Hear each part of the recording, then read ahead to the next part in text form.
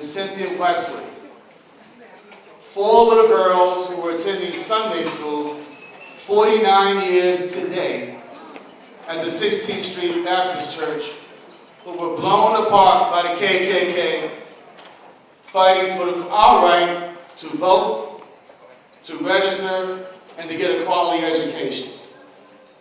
I'm going to ask all of you to rise up as we pay tribute to these 4 little girls. 49 years ago, Megan Evans was shot dead in front of his family, in front of his children. I also want to pay tribute to some other leaders that left us this year too soon. My dear friend, Dr. Annie B. Martin, our dear friend Sylvia Woods, our dear friend Geraldine Daniels, our dearest friend Lynette Velasco, Bishop Norman Quick, Calvin Copeland, and my best friend, home lawyer, Joseph Fleming. These people were game changers in the right for social justice and equality so that we could be in this place today celebrating those accomplishments. You know, one thing that you said that was very touching with the 4 little girls, that's a story that's touched me all of my life, but there's, in the midst of tragedies like that, there is also triumph, because the spirits of those 4 precious girls were not in vain. Sometimes their energy jumps into people today who do extraordinary things in their memory. And we have one of those people among us. I call her Mama Dukes. Y'all may call her the president of the New York State National Conference. But she carries on the legacy of those 4 little girls, the Harriet Tubmans, the Sojourner Truths, all the heroes and the sheroes who have made great strides. And now in the 21st century, we see trailblazers like Mama Dukes still carrying it on. Ladies and gentlemen, can I get you to stand to your feet one more time for this hero that's among us?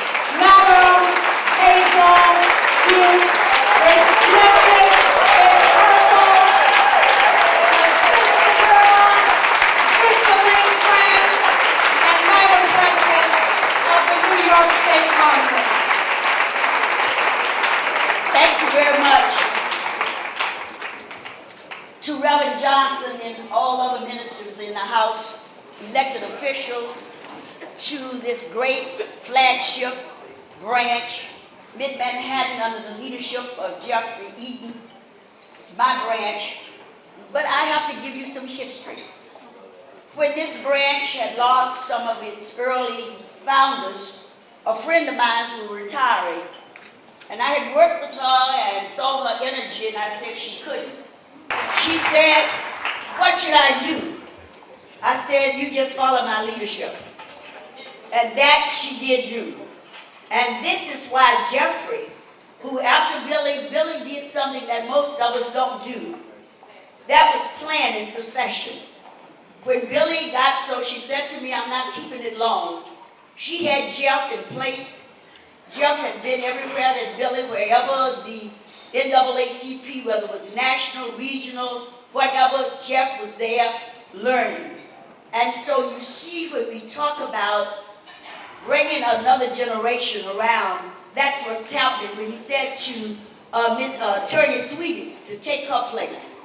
Attorney Sweetie, her mom works for me at OTB, and I saw this kid coming up, and now she's there. I'm so happy to be back once again with the Mid-Manhattan branch of the NAACP. I want to tell Cheryl, I'm not just a supporter. I'm a life member and proud of it. my humble beginnings in the Flushing branch of the NAACP, which is now called the Northeast Queens branch. I don't know if Ken Cohen and the group is here today, but this is something that I've been very active in for a long time, close to 20 years now. And although I was not involved in the Mid-Manhattan branch early on, over these past several years, I've gotten to work together with Jeff Eaton, who has been a great president. Jeff, he has raised this branch to new heights, and of course, in the last several years, well, actually, like the last 100 and some odd years, there have been issues that the premier civil rights organization of this great nation has worked on. But these last few years, there have also been very big issues, both nationally and locally, and we have to make sure that the NAACP continues to gain strength, which it clearly is because of the efforts of Dr. Dukes. She's getting young people involved, she's getting people of all ages involved, and we need that because we have issues of economic security, we've got issues of social justice that have to be done, that have to be taken care of. In 2004, I was an architect behind the presidential, or the 2004 elections with Russell Simmons and P. Diddy. Because we were able to excite the youth vote. One of our key individuals who got involved was Wyclef Jean, who ended up touring the country with us and at the front lines and helping us to register 1.8 million young people to vote, 18 to 35 years old. And because of that voter excitement that we were able to create in the country that particular year, it provided a platform for President Barack Obama to speak at the DNC in 2004. So, and of course, 2004, 4 years later, then we see what happened with the actual presidential campaign, which made history. When I got started in New York City and got involved in working in civil rights and get out the vote campaigns, Inez is one of the ones who sort of nurtured me along, so I just want to personally acknowledge her at this point. But, you talk about the NAACP, you can't mention it without someone of a certain age who doesn't have an NAACP story. Mine is real short. I was raised in Mount Vernon, New York, and my mother, who is here today, Dolores Bell, was the secretary of the Mount Vernon branch of the NAACP, and that's my mom. And as a result of that, when my older brother and sister got to be teenagers, instead of putting us in Jack and Jill, she started the NAACP Youth Council with a good friend of hers. And my brother Aaron, who's here today, is a former president of the NAACP Youth Council for Mount Vernon, New York. So I had no choice but to get active in the NAACP, and I'm very proud of that fact. And Jazzmobile, Dr. Billy Taylor, who was our founder, actually started Jazzmobile in 1964 as a result of his relationship with Dr. Martin Luther King Jr. And he wrote a special song that has become Billy's theme song, and therefore Jazzmobile's theme song, which is called I Wish I Knew How It Would Feel to Be Free. And that song, yes indeed, has become a very important song to us. And as a result of his relationship, he came back to New York and Harlem when the riots were happening on the streets and said, I got to do something for my people. And as a result of that, Jazzmobile was formed. So I am absolutely thrilled to be honored today by the NAACP. I'm honored to be here. I don't often receive many awards. And so when I got the opportunity to come, I was elated at the fact that I'd be able to come before the NAACP. As you've heard, there is a struggle out here with the unions. But our players, I can assure you, when you think about being on the vanguard, NBA basketball players are some of the most active and aggressive young men in our community. They dedicate their time, their dollars, and we're behind many, many causes that you obviously may not be aware of. But I can assure you that we're on the point. We love the opportunity, and we'll continue to work with the NAACP, not only here, but around the country and around the world. And so I'm deeply honored to have this award, and I hope I can come back again.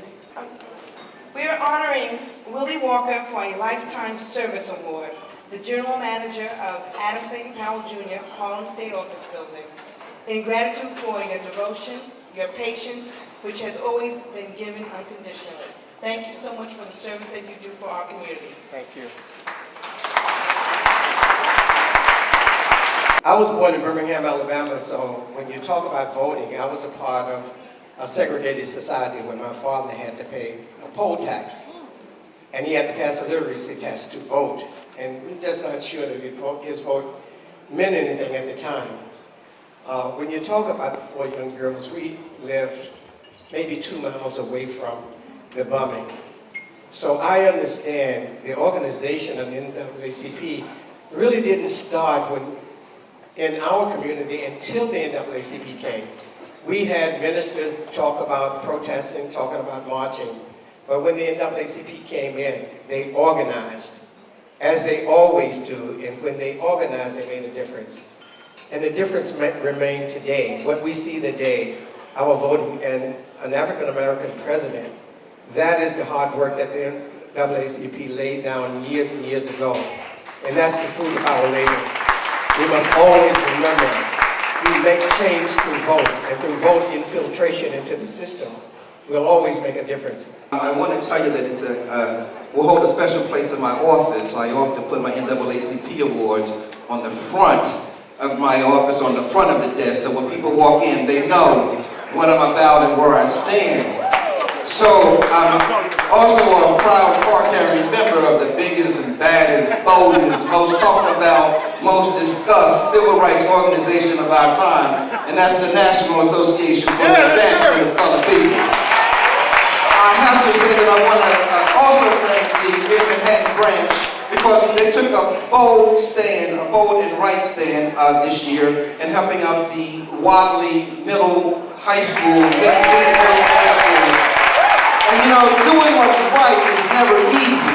And the Mid-Manhattan branch took that stand and they were able to fight against the school closing, and Wadley is open today because of the work that they did, the Mid-Manhattan branch of the NAACP. Well, I will make this extremely short because I will allow time for others to speak. Thank you, and thank you. And that's my favorite kind of speech, isn't it? Thank you, and thank you. I am humbled to be awarded this award. And I would like I will continue to work as long as I am able. And will all of my friends stand and greet me? And I thank you all for coming.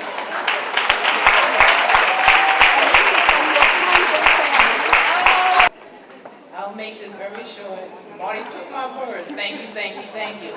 But thank you, Mid-Manhattan branch, family, friends, President Jeff Eaton, all the Roy Wilkins honorees, Anna, Marty, Rutha, and the Criminal Justice Committee, and to all of the other honorees, your support is much appreciated.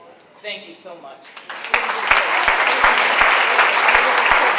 Thank you all for being here today, and I especially want to thank my family and close friends for being here. That means so much to me.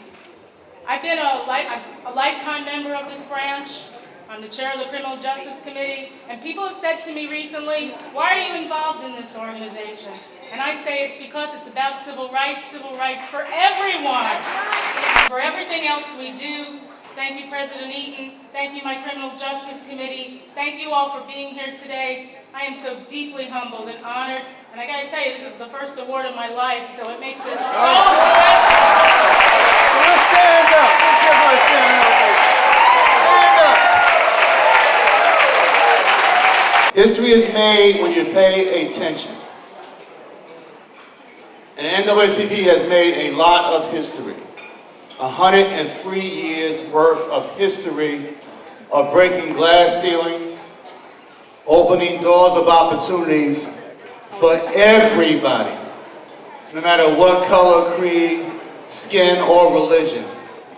Where they were doing furloughs and cutting back 4 or 5 days to 4 days, borrowing money and laying off teachers and everybody you can think of. Governor Patterson held the state together. He didn't get a lot of credit for it, but we know as NAACP, because through our Economic Development Committee, we know what the governor did to keep the state whole.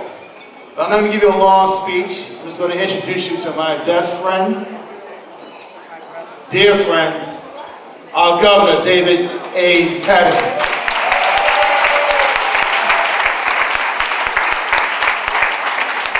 Thank you. And please say hello to Mrs. Patterson. And note that this Mrs. Patterson is not my wife. No. I want to thank Jeff for the wonderful introduction and the very kind things he said about me. Now, the reason of purpose, the reason of being of the NAACP is, I think, a cause that needs to be stated and restated, which is that the reason we're here today, in addition to seeing all of our friends, having a great lunch, honoring some among us who have some distinguished service, and congratulations to all of them, and just having a wonderful time in a great place to have any event. When we celebrate some who came before us, you could see the progress because of the passage of the Civil Rights Act of 1964, or the Voting Rights Act of 1965, or the Housing Act of 1968. Sometimes right now, as hard as we work, we can't really see all the good that it's doing, because we had such landmark changes we had to make 40 and 50 years ago, that some of the changes that we made in the past few years don't seem as important. But if you think about it, those of you who've come to these lunches, 10 years ago, that's not a long time ago, and the lunches were held here, it's when they basically moved them and started doing it here. Did you think that 10 years later, you would be listening to the former black governor of New York State and the President of the United States is an African American? So, if you're wondering if your money went to a good cause today, absolutely. Thank you very much, and everyone have a wonderful afternoon. We just come back from Charlotte, North Carolina, and I know we're not allowed to get too political, but suffice it to say, Hazel Dukes will give you your marching orders. Jeff Eaton will give you your marching orders. The NAACP was represented well in Charlotte, North Carolina. So we're all energized, and we all know what we have to do in about, 50 days. 50 days, we can make a difference on how our world, our nation, our city, and our state will go along for the next 4 years. But without any further ado, the room got awfully quiet. People started clapping, and it gave a standing ovation when this man entered the room. He has been our standard bearer for justice, equality, and parity, not only just in the city of New York, but throughout the nation and throughout the world. There's really not a lot for me to say. Please give it up for our conscience of the Conkers, the Lion of Lenox Avenue, Congressman Charles B. Rangel.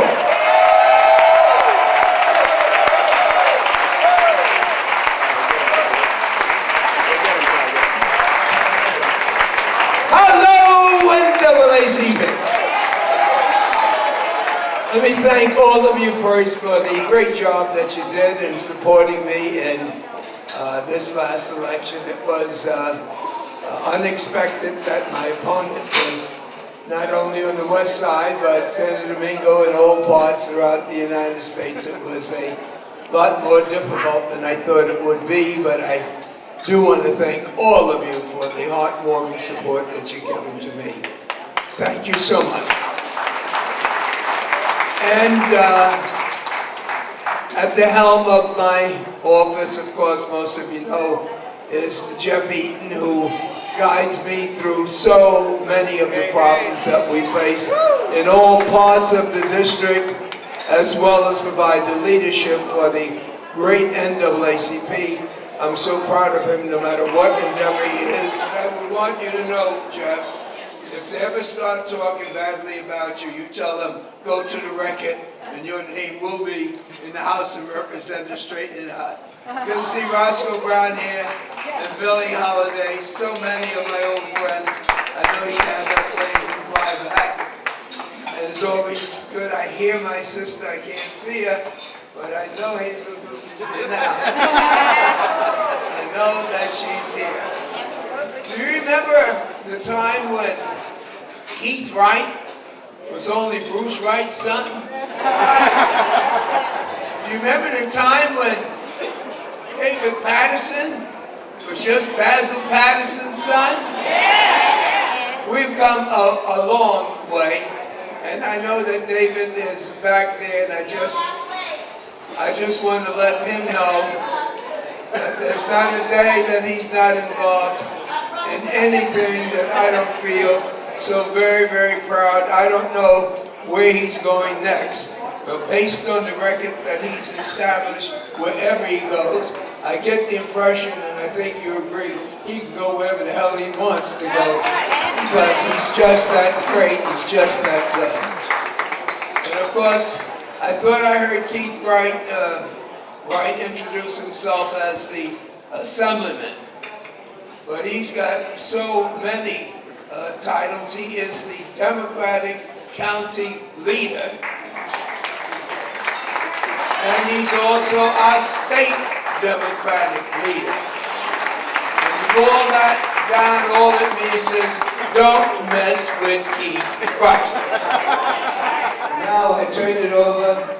I'm 82 years old, so I'm turning this over to Basil Patterson. If anyone wants to check with me after the ceremony, find out who the hell Basil Patterson is, I'll be glad to spend some time with you to share with you. But his son is here, and I want you to know that the governor is about to make a presentation.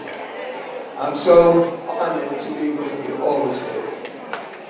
So this presentation is to a very dear friend of all of ours who cannot be with us today, but she's with us every day as she fights in government to try to improve the quality of life of so many citizens around New York City. She is the Assistant Deputy Majority Leader of the New York City Council, and her name is Inez Dickens.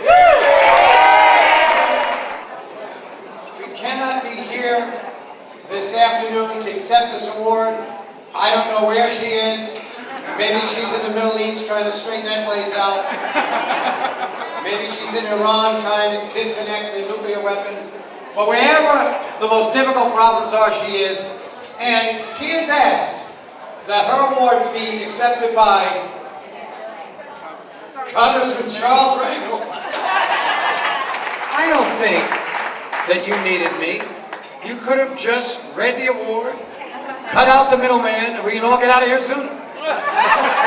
Well, I got that message, but I just spoke with Inez. She's at home. She had a little setback with her health. She went to the hospital. Harlem Hospital has treated her as the queen of Harlem, and she rightly deserves it. She's home. She's recuperating, and she says, don't you think about leaving that place without telling all of those people how much I love them and thank them for their generous award.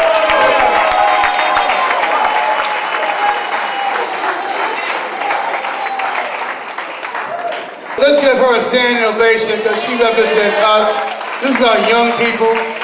The Gloucester B. Current 2012 Leadership Award recipient, Ms. Mercedes Ortiz.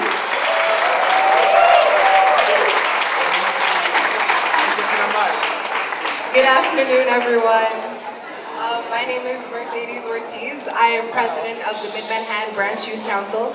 I am also Juvenile Justice Chair for the New York State Youth and College Division, so I serve the NAACP, and I am happy to. And this year, me and my youth advisor, Danielle Lattimore, which I could not have gotten that award without her. This year, we are fired up and ready to work.